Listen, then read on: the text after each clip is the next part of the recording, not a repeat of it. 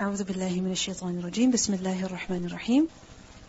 Lesson number 220, Surah Al-Ahzab. We'll begin from ayah number 32. Ya nisa an-nabiyyi, O wives of the Prophet sallallahu alaihi wasallam, lastunna ka ahadin minan nisa. You are not like anyone among women. You're not like any other women. No, your status is much higher. Your position is much greater. You have the highest rank, and as a result, the greatest reward. Why? Because your sacrifices are also great. You see, the special rank, the special position, it came with a very heavy price. And what was that heavy price? Great sacrifice. So, Ya Nisa an-Nabi, the wives of the Prophet ﷺ are directly being addressed over here. Lastunna. Lastunna is the feminine of lastum. You are not like ka ahadin minan nisa, any one of the women of this dunya, of your time and also after you. Because we learn from other ahadith that there are other women as well whose status is also very great. It wasn't just the wives of the Prophet ﷺ that he was married to at the time when these ayat were revealed, but there are other women as well. Like for example, we learn the Prophet ﷺ said the best women of mankind are four: Maryam bint Imran, Asiya, Zawjatu Fir'aun, Khadija bint Khuwaylid, and Fatima, the daughter of the Messenger of Allah ﷺ. So from that hadith, what do we learn? Four women are the best women. And these four women, out of them, Maryam, Asiya, both of them, they're not of the time of the Prophet ﷺ. Rather, they came much before. Khadija radiallahu anha, she had passed away. Fatima radiallahu anha, she was the daughter of the Prophet ﷺ, right? So yes, over here, the wives of the Prophet ﷺ are being told that you are not like other women, your status is greater, your reward is greatest. But from a hadith, we also learn that there are other women as well, whose reward is equal. That the Prophet ﷺ also said that many among men attained perfection. But among women, none attained perfection except Maryam bint Imran and Asiya, Zawjatu Fir'aun.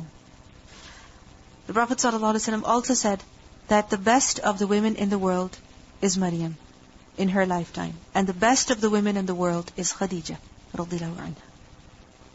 So we see that they were best in their times, in their eras, in their positions. And the wives of the Prophet ﷺ, they were the best women of their time until the Day of Judgment. So, لَسْتُنَّ كَأَحَدٍ مِّنَ النِّسَاءِ إِنِ اتَّقَيْتُنَّ. If you have fear of Allah, فَلَا تَخْضَعْنَ بِالْقَوْلِ. Then do not be soft in speech. When? When addressing non-mahram men. Why? Because if you are soft in speech, then what's going to happen? فَيَطْمَعَ الَّذِي فِي قَلْبِهِ مَرَضٌ. Then the one in whose heart is a disease, he will begin to have desire. If you're soft in speech with him, he will have wrong desires about you. وَقُلْنَ قَوْلًا مَعْرُوفًا. And instead, how should you speak? What should you say? قَوْلًا مَعْرُوفًا, a word that is appropriate. Now we see over here that Allah subhanahu wa ta'ala says, إِنِ اتَّقَيْتُنَّ. إِنِ اتَّقَيْتُنَّ has been understood in two ways. That first of all, this is connected with the first part of the ayah. That, O wives of the Prophet ﷺ, you're not like any other women if you fear Allah. Meaning, as long as you fear Allah, your status is the highest. As long as you have fear of Allah, your rank is the greatest. Because the real virtue and high rank of a person is with what? Just by virtue of who he's married to? No. By taqwa. What do we learn? إِنَّ أَكْرَمَكُمْ عِنْدَ اللَّهِ أَتْقَاكُمْ. The most honorable of you in the sight of Allah is who? The one who is most God-fearing. The one who has most taqwa. Secondly, إِنِ اتَّقَيْتُنَّ has also been understood as the beginning of the new sentence, which is the following clause, that if you fear Allah, then you should stay away from this. That if you fear Allah, then don't be soft in speech with non-mahram men. فَلَا تَخْضَعْنَ بِالْقَوْلِ. So what is the sign that a woman has fear of Allah? What is the sign of that? That she says, I fear Allah? What is the sign of that?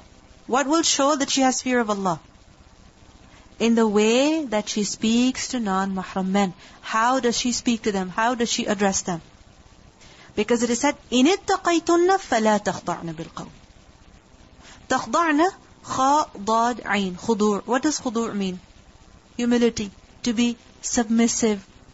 To be khada' is to talk very softly. To be very submissive in speech. To have very soft speech. So فَلَا تَخْضَعْنَ بِالْقَوْلِ. Do not be soft in your speech when talking to men. Doesn't mean you should speak harshly to them and rudely to them. What does it mean by this? Think about it. What does it mean practically? That when you're talking, don't laugh. Because sometimes what happens? Women are talking to strangers. Men who are non-mahram. Unrelated completely, but how are they talking on every little thing? Ha ha ha ha. And unfortunately, many girls have this problem. Even if something is not funny, what will they do? Laugh. And if something requires just a smile, we will not limit at a smile. What will we do? We will laugh excessively. We will not just laugh once, but we will laugh many, many times. What does Allah say? فَلَا تَخْضَعْنَ بِالْقَوْلِ. Do not be lenient and soft in speech. Similarly, what else does it mean? فَلَا تَخْضَعْنَ بِالْقَوْلِ. That do not talk in a flirtatious manner, in a seductive manner. But rather, how should you speak? In a professional way, in a serious way, get to the point, say what you have to say, listen to what you have to listen to, in a business-like fashion, and move on. You understand?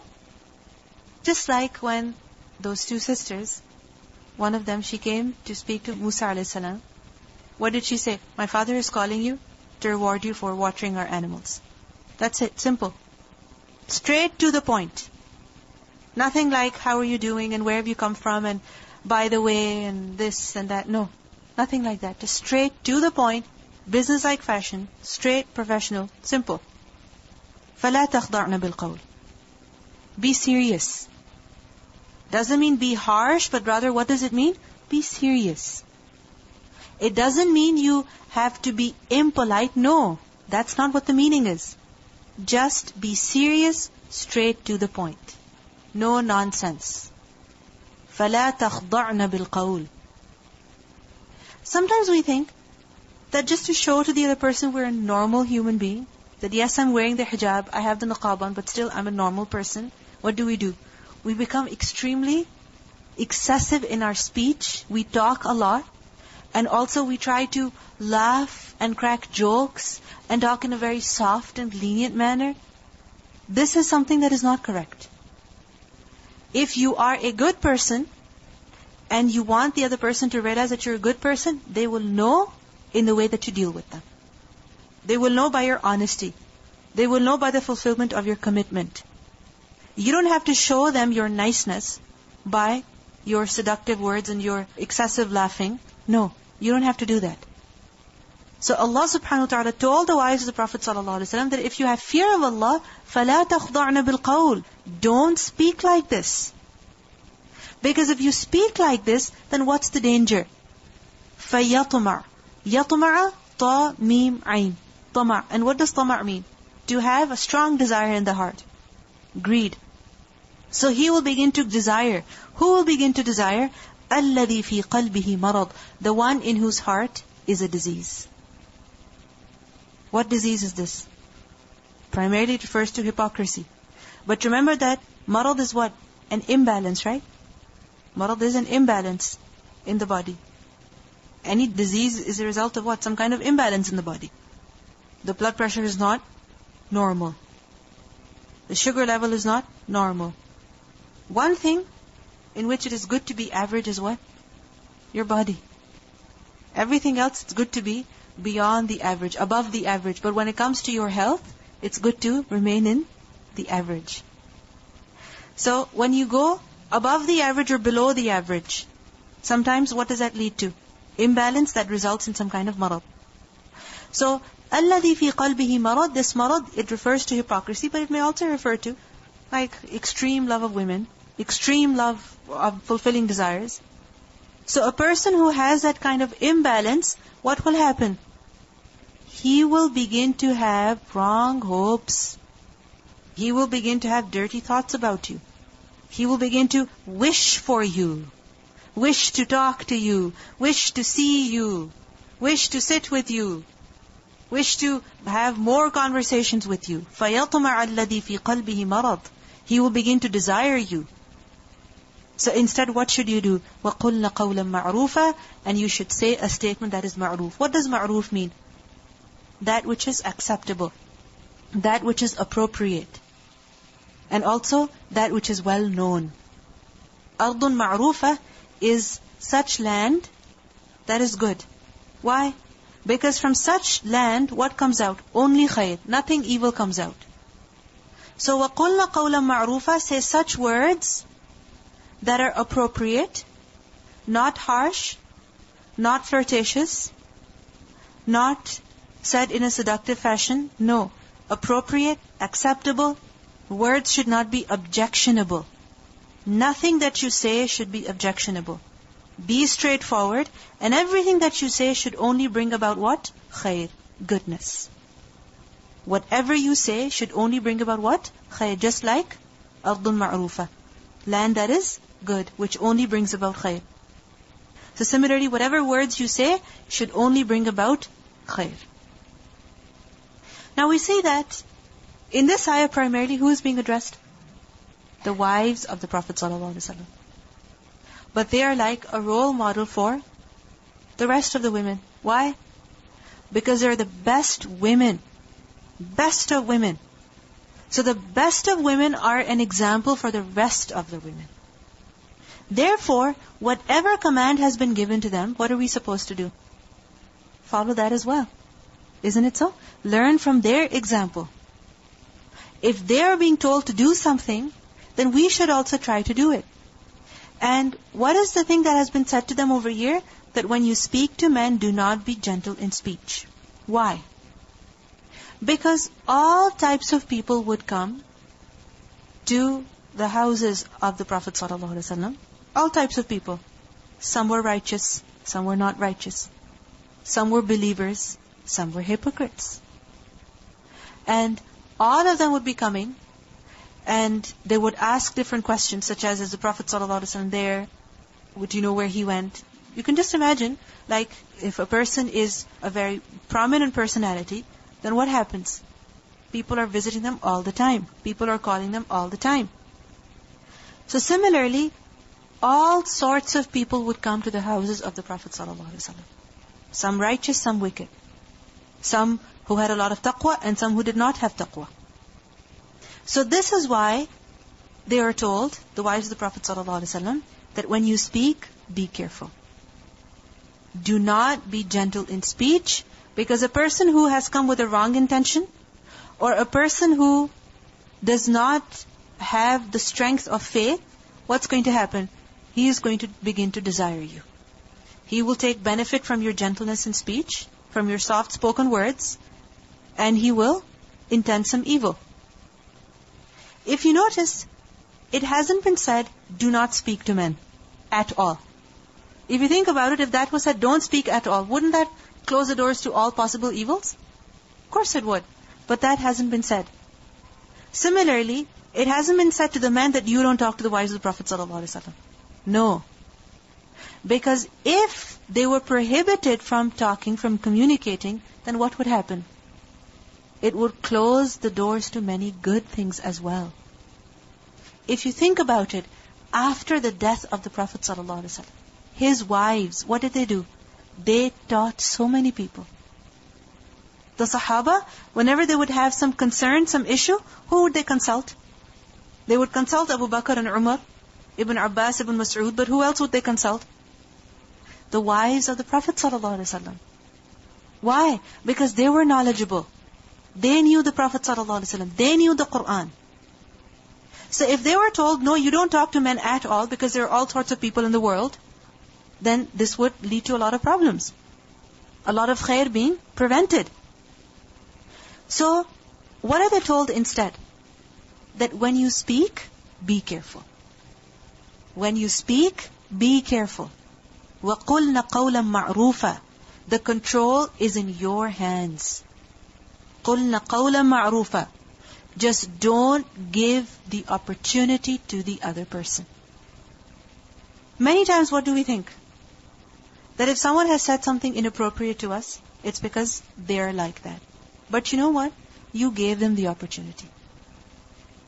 Like for example, if you are offensive, if you say something harsh and the other person begins cursing you, who caused that cursing? Your harshness.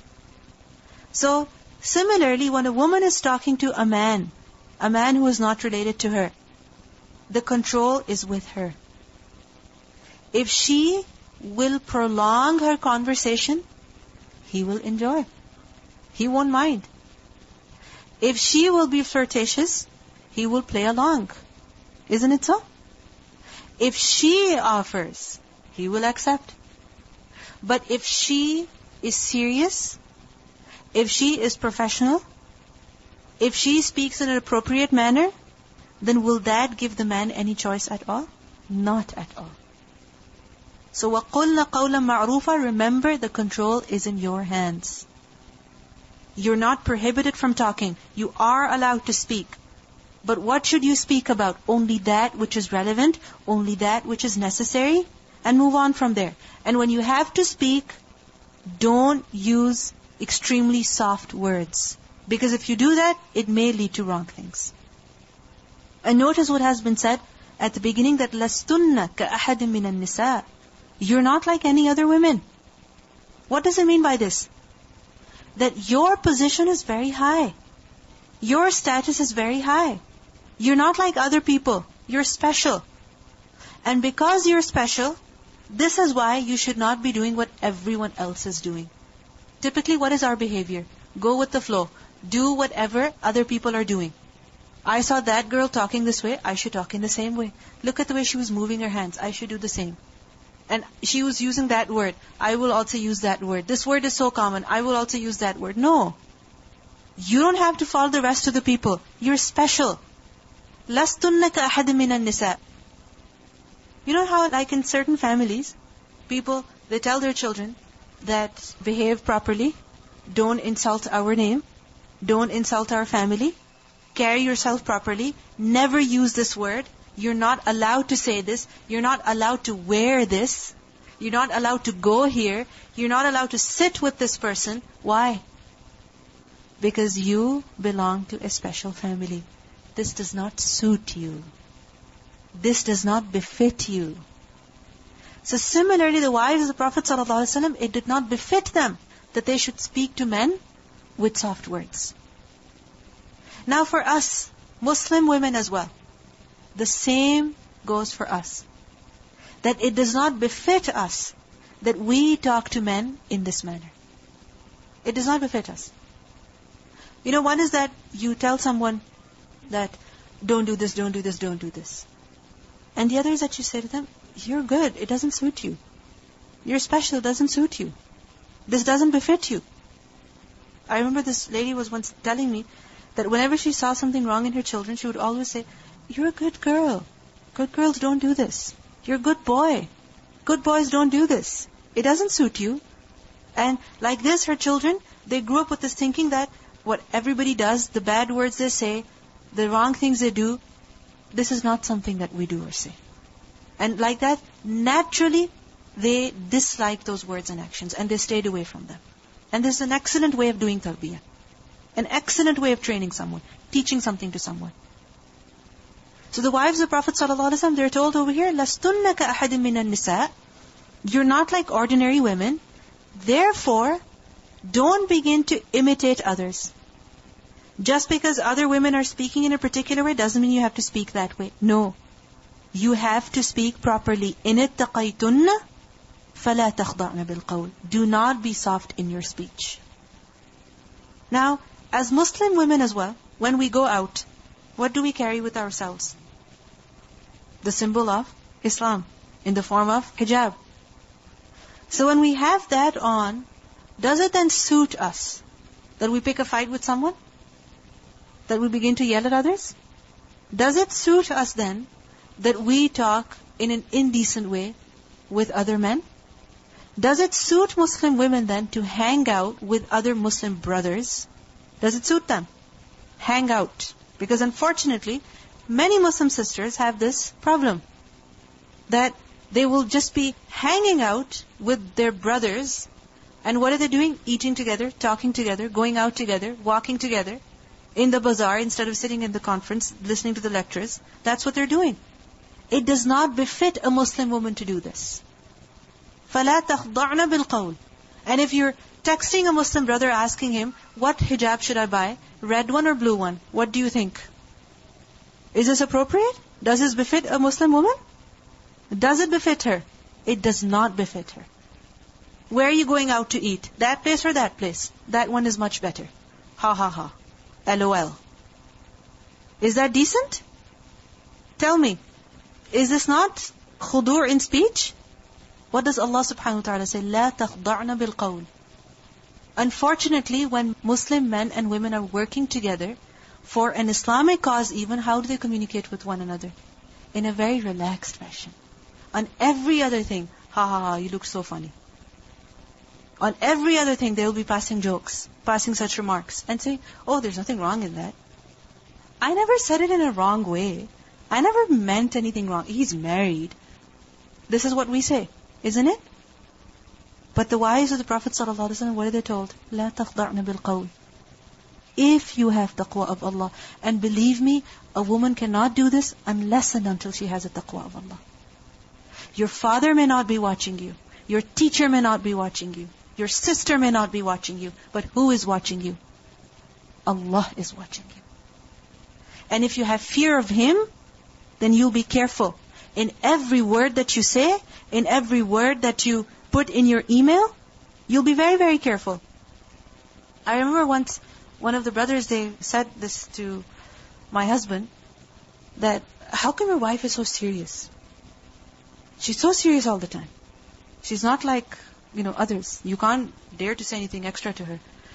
And, my husband asked me, I'm like, it's not like I'm being rude. This is just something that I have to do. Whenever I have to speak to them, whenever I have to deal with them, it's only about that which is necessary, and that's it. I don't need to ask them, how are you doing and where are you headed to? And by the way, that shirt looks nice, and is that water or Coke? I don't need to ask them. And if I don't ask them, it doesn't mean I'm being rude. It means I'm following the commands of Allah subhanahu wa ta'ala. Allah has said, فَلَا تَخْضَعْنَ بِالْقَوْلِ. Because if you do that, then it may lead to wrong things. It may open the door to a lot of evil.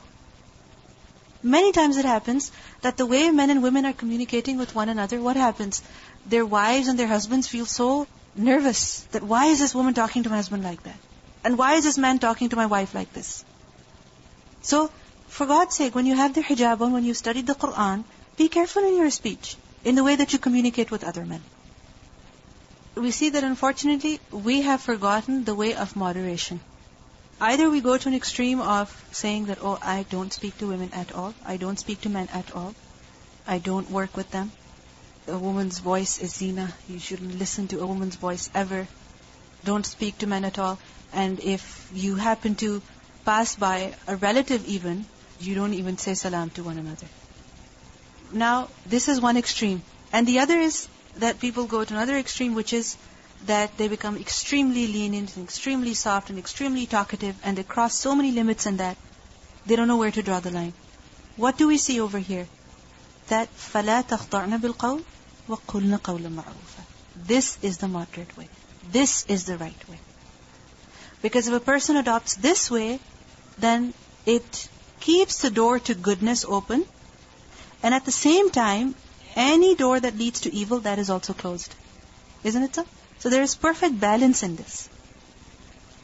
Remember, the thing is, when it comes to greeting someone who's a non-mahram, like for example, sometimes you're here and you're going outside and you see men coming in from the same door, it doesn't mean you go on saying salam to everybody. But let's say your cousin, your sister's husband, your husband's brother, you see him. Now, there is that relationship as well, So when you see them, are you not going to greet them? Are they not supposed to greet you? Yes. But let's say you're going outside, you're in the mall with your husband, and your husband happens to meet his friend. Now, as he's meeting him, does it mean that he also has to meet you and greet you and say salam and everything? No. That's not necessary. Because you don't know him, he doesn't know you, there's nothing between you and him. It's not necessary. It's not needed at all. But if they're your relative, then this is something that should be done.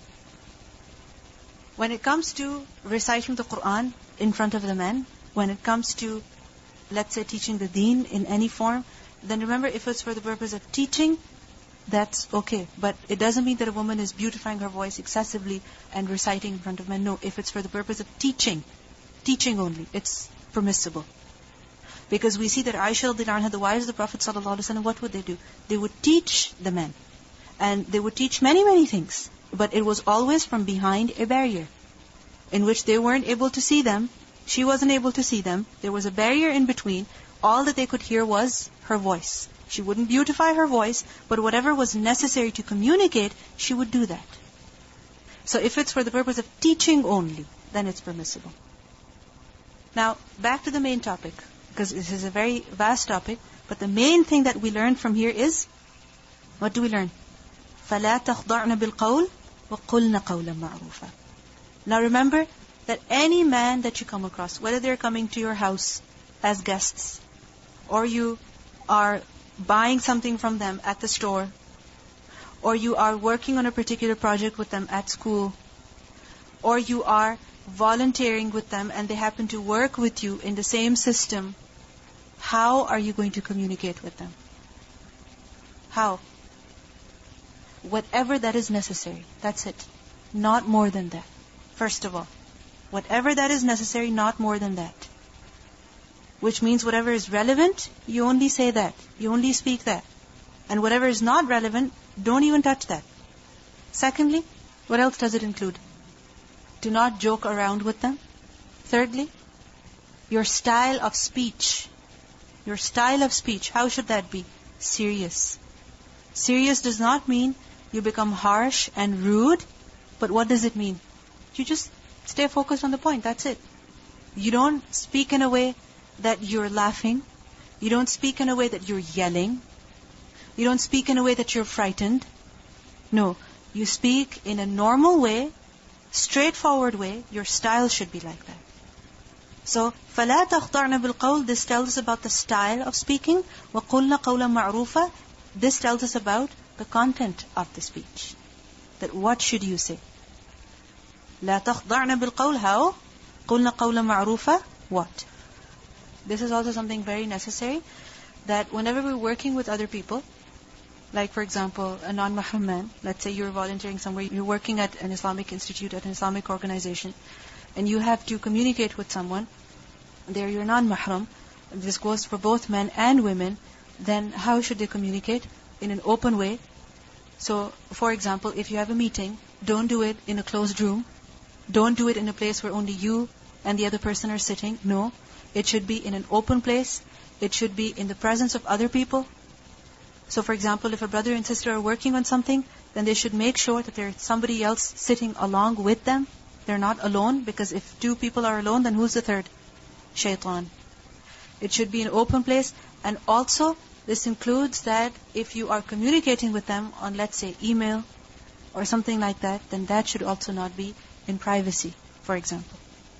So, for instance, you could CC someone. You could send that email to somebody else as well who is concerned, who has something to do with it. Because khalwa, being alone with a man, being alone with a non-mahram, this is in the physical form as well, that when you're sitting with someone, and khalwa can also be, like for example, in email, that it's just you and them communicating. They're writing something to you, you're writing something to them. No other person knows what you're writing to one another. So always have somebody else on the email. Because when this happens, then people become more careful. Isn't it so? They become more careful, more alert, more serious, more straight to the point. Nothing extra is said. Okay. Let's continue. وَقَرْنَ فِي بُيُوتِكُنَّ, and stay in your homes. This command again is to who? To the wives of the Prophet ﷺ. وَقَرْنَ فِي بُيُوتِكُنَّ. Qarna from the root letters waw, qaf, ra. One opinion is that it's from the root letters waw, qaf, ra, from the word waqar. So wa, and then qarna. Okay? Wa means and then qarna from the root letters waw, qaf, ra, from the word waqar. What does waqar mean? Dignity, to be dignified. So, qarna fi buyutikunna. When you're in your homes, how should you be? How should you be? In a dignified manner. Because sometimes what happens, people in their houses, they yell at one another, they scream at one another, and outside, the people are having fun listening to their yelling back and forth. Now the houses of the wives of the Prophet ﷺ, what were they attached to? To the masjid. And those houses were not made of soundproof walls. And how many times would people come to the masjid? 5 times to pray. And otherwise, a lot of activities would be going on in the masjid. Now, if there is yelling and such thing going on in the houses, then would that not be publicized? Of course it would be. So, وَقَرْنَ فِي بُيُوتِكُنَّ. In your houses, live with dignity. Secondly, the word qarna is also understood to be from the root letters qaf, waw, ra, qawr. And qawr is to be together, to gather up. Qara, from the same root, is used for a small hillock, a small dune. Because a dune or a small hill, what is it like? The sand has gathered up together, isn't it? And at the same time, it is distinct, it is separated from the rest of the mountains, from the rest of the dunes. So, qarna, meaning gather up, be together, meaning stay. Stay where? Fi buyutikunna. Thirdly, waqarna has also been understood to be from the root letters qaf, ra, ra, from the word qarar. What does qarar mean? To stay, remain. So stay, remain, abide, where? Fi buyutikunna, in your houses. What does it mean by this? Stay in your houses. Never leave? Never go outside? This is not what the meaning is. The meaning is that you should be in your houses, you should stay in your houses, and only go for what? For something that is necessary. Not that you're going out all the time, when you have to, and when you don't have to. This is something that does not befit a Muslim woman. And especially the wives of the Prophet ﷺ, this is something that would definitely not befit them. It would not suit them.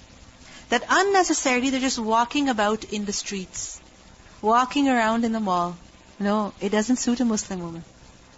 Whenever she steps out of the house, what is it for? It's for a genuine reason.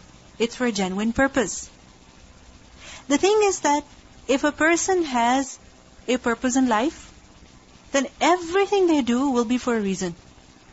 Whether they're going out to eat, or they're going out to buy something, or they're going with their friend, or they're going with their husband, or they're going with their children, anything that they're doing, it's for a reason.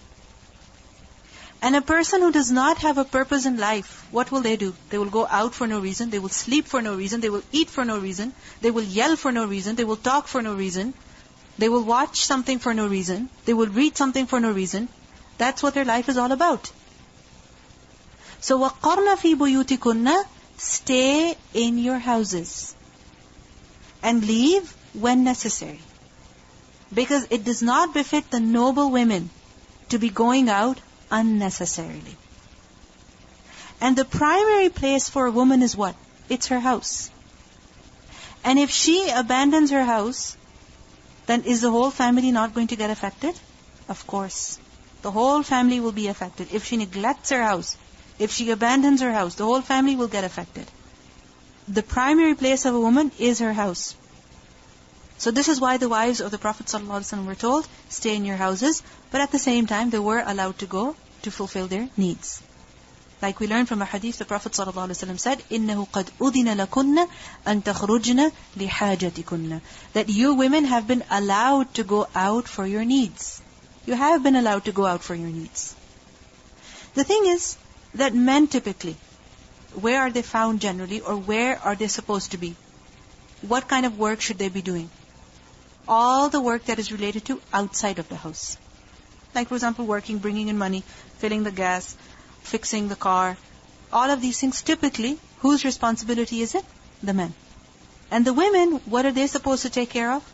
The matters that are inside of the house. So if a woman needs to go out, she has the permission to go. She can go. However, what should she focus on? What should she focus on? On her main responsibility. Just as the man should be focusing on what? On his main responsibility. Like some men who do not work, who just sit at home and they have rented out a lot of property and all the money keeps coming in. What happens if they're at home all day long? What do? They interfere in household affairs to the extent that their wives are living a miserable life. This is why it is said that the place of the man is outside of the house. He doesn't need to deal with the matters that are inside the house. So وَقَرْنَ فِي بُيُوتِكُنَّ, this is something general that we learn from this. And if a woman has to go outside of her house, she is allowed to. And we see the Prophet ﷺ, during his life, his wives would go out, but whenever they would go out with the permission of the Prophet ﷺ.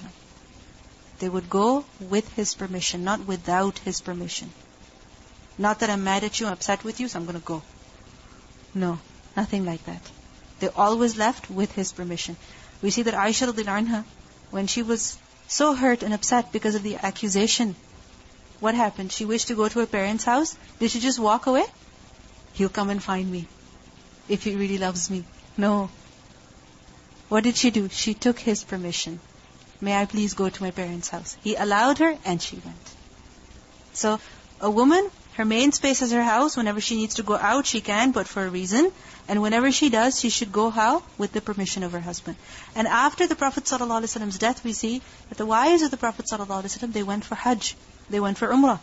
And we find that the Sahaba, they did not raise any concern that the wives were told, وَقَرْنَ فِي بُيُوتِكُنَّ, so why are they going all the way to Makkah? They shouldn't be going. They should be staying in their houses. No, this was never understood like this. On the contrary, we see that Umar radiallahu anhu, during his caliphate, he appointed several Sahaba, like Uthman radiallahu anhu, to take the wives of Prophet ﷺ to Makkah for Hajj and Umrah. So, he arranged, he planned for all of their trip. So, وَقَرْنَ فِي بُيُوتِكُنَّ. And the second thing that is mentioned in this ayah is that وَلَا تَبَرَّجْنَ, and do not display yourself, your beauty, تَبَرُّجَ الْجَاهِلِيَّةِ الْأُولَى, like the display of the days of ignorance. Meaning when you go out, then don't go on flaunting your adornments, your beauty, like the women used to in the days of ignorance. It doesn't suit you Muslim women. And especially it does not suit the wives of the Prophet ﷺ. لا تبرجنا. Tabarrajna from the root letters ba, ra, jim. Tabarruj is the masdar. Baraja literally means to be rich, to have plenty to eat and drink. When a person has plenty to eat and drink, when a person is rich, he's wealthy, then what happens? He becomes noticeable. He becomes prominent. People begin to notice him. And whatever he wears, whatever he does, that's also very noticeable. Barajat aynuhu is when the eye of a person, the eyes are extremely dark, the whiteness is extremely white. So as a result, the eyes are very prominent. They're very visible, very, very prominent. And if a person has big eyes, bright eyes, then what are they? Extremely prominent. So from this, baraja is used for that which is prominent, that which is very obvious. Burj is used for a tower. Why? Because a tower is a very prominent building. You can see it from a distance. You can see it from far. And tabarruj technically is when a woman displays her beauty. When she highlights her beauty. When she makes her beauty prominent. Now remember in Surah An-Nur we learned about zina. Right? We learned about mahasin of zina. What are mahasin of zina? The places, the parts of the body which are naturally beautiful. And they're not just naturally beautiful, but those are the parts which are beautified even further. Like what? Like the face. Like for example the eyes. Right? The eyelashes, they're prominent anyway, but if a woman puts mascara, then what's going to happen? more prominent. If she puts some eyeshadow and eyeliner and eye makeup, what's that going to make the eyes? More prominent. You understand? The face is already beautiful. The cheeks are already beautiful. If she puts on some color, some blush, then what is it going to do? Make it more beautiful. Similarly, the hair of a woman, they're beautiful, naturally beautiful. No matter how short, how long, whatever color, whatever thickness, they're naturally beautiful. If a woman, she doesn't cover them, but rather she wears something on top of them, or she colors them, and she straightens them, she styles them, then isn't she highlighting the beauty? Of course she is. The body of a woman, naturally beautiful.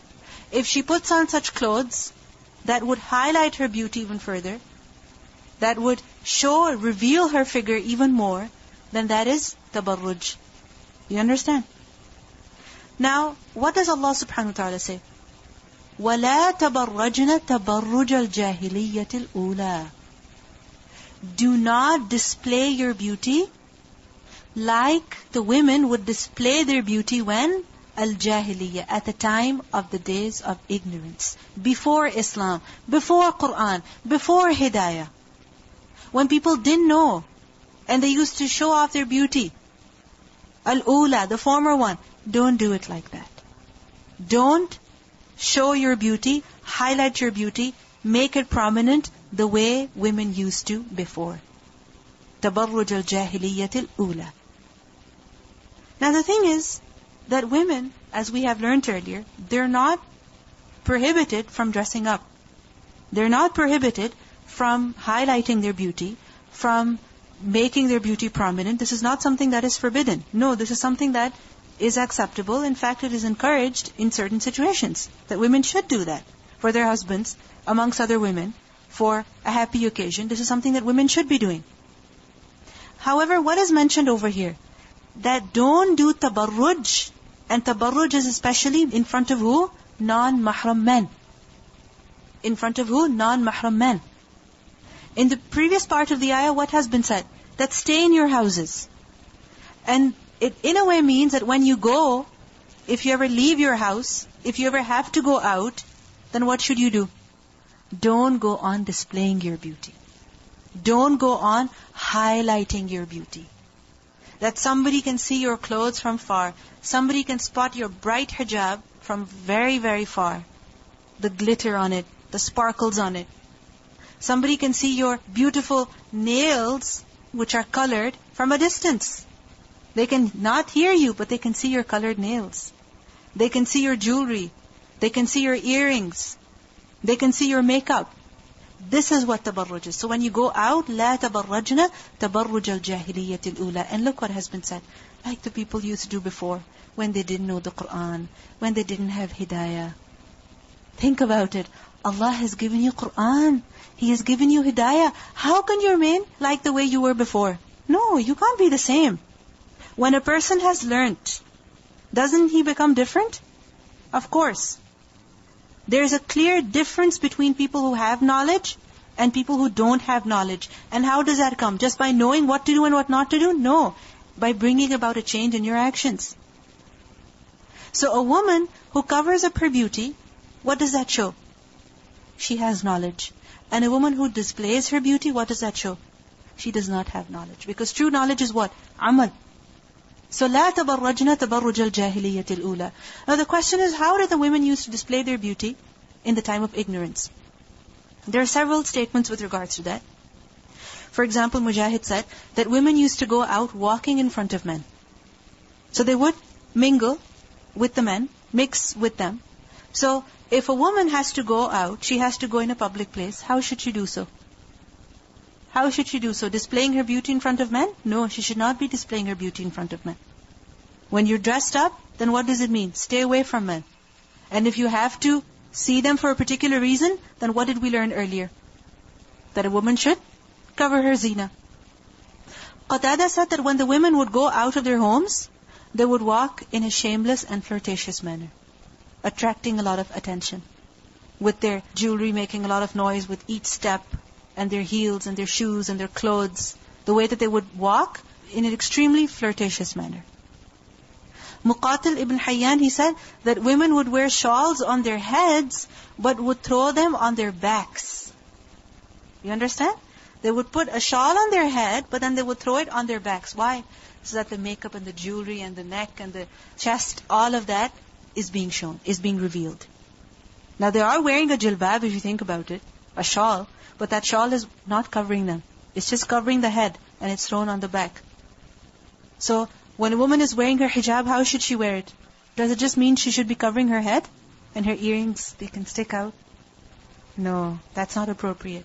Or that she wears her hijab in a way that her neck is showing? No. Or that she wears her hijab in a way that her chest is being revealed? No. What did we learn earlier? That the khimar, what should it do? It should cover the chest. وَلْيَضْرِبْنَ بِخُمُرِهِنَّ عَلَى جُيُوبِهِنَّ. So وَلَا تَبَرَّجْنَ تَبَرُّجَ الْجَاهِلِيَّةِ الْأُولَى. And Ibn Kathir said that they would go out without jilbab. They would go out without a jilbab. So Allah subhanahu wa ta'ala has forbidden that. Don't do what the women used to do before. They didn't know any better. You know. You have the Qur'an. You have the guidance. And it should be obvious in the way that you dress up, in the way that you carry yourself, in the way that you go out. وَلَا تَبَرَّجْنَ تَبَرُّجَ الْجَاهِلِيَّةِ الْأُولَى وَأَقِمْنَا الصَّلَاةَ and establish the salah, وَآتِينَا الزَّكَاةَ and give the zakat, وَأَطِعْنَا اللَّهَ وَرَسُولَهُ and obey Allah and His Messenger. If you think about it, when it comes to salat and zakat and obedience to Allah and His Messenger, are they obligatory? Are they? Is there any question about that? No. They're obligatory. It's clear.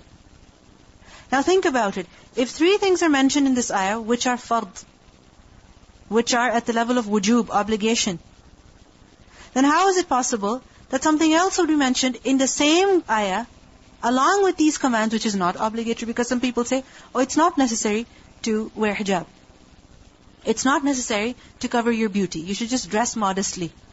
Dressing modestly is not enough. What do we learn? That a woman has to cover her zina. And we have learned in great detail what zina is. What does it apply to? Your clothing, your jewelry, your makeup.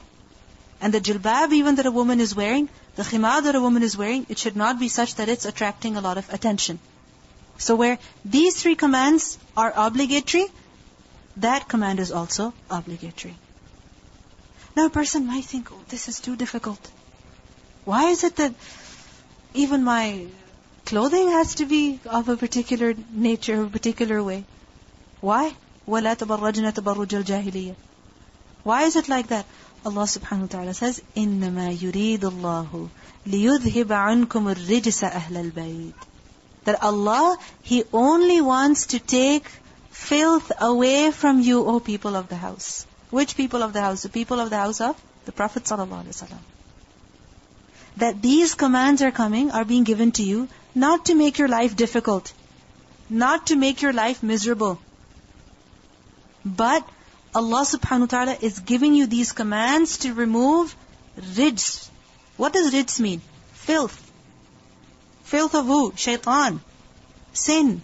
Any act that distances a person from Allah subhanahu wa ta'ala.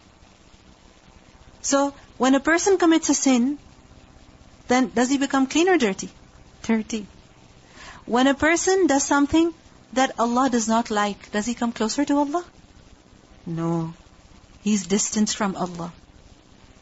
So if Allah is giving you these commands, it's because He wants to remove every possible filth from you. وَيُطَهِّرَكُمْ and He wishes to purify you. تَطْهِيرًا, a complete purification. Because think about it. A woman who is dressed up and she goes out, how are other people watching her? How do they look at her? You know, sometimes men, they tell you that they're at the gym sometimes and they're working out and literally men are just watching other women come from one door and go out the other door. Sometimes you go to the mall and you go out even to the grocery store and you'll see a woman who's extremely decked up, how other people are watching her. Not every time, but many times you will see that. So when a woman is being looked at in this fashion, in this manner, does she remain clean? Think about it. People are looking at her with dirty looks, entertaining evil thoughts, thinking so badly about her. You know, looking at her body, visualizing and going into details and looking at parts of the body that they shouldn't be looking at. I mean, it's not appropriate at all. It's not decent at all. It doesn't leave a woman clean and pure. No, it's like as though she's stained. When a woman displays her beauty before other men, it's as though she is stained. She doesn't remain clean anymore. Because everyone is looking at her, everyone is touching her, feeling her, enjoying her. Does she remain pure and clean then? No. So Allah says, إِنَّمَا يُرِيدُ اللَّهُ لِيُذْهِبَ عَنْكُمُ الرِّجْسَ أَهْلَ الْبَيْتِ. Allah wishes to take this filth away from you, O people of the house. وَيُطَهِّرَكُمْ تَطْهِيرًا. He wishes to clean you, cleanse you, completely purify you. A thorough cleaning, a thorough cleansing. That's what He wants. This is why He has given you all of these commands.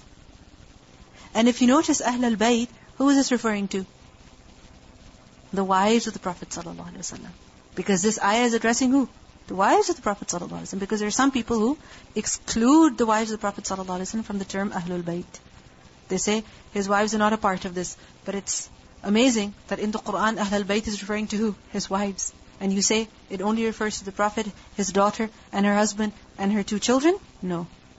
It doesn't just refer to them. Rather, it refers to his wives as well. That was his family. Because what is a family without a wife? Is that a complete family? No. And we see that in Surah Hud, ayah 73, the angels, when they came, they addressed the wife of Ibrahim a.s. in the same way as well. أَتَعْجَبِينَ مِنْ أَمْرِ اللَّهِ رَحْمَةُ اللَّهِ وَبَرَكَاتُهُ عَلَيْكُمْ أَهْلَ الْبَيْتِ. Even they were called Ahl al-Bayt. And over there, Ahl al-Bayt is referring to who? The wife of Ibrahim a.s., Sarah. We'll listen to the recitation of these ayah.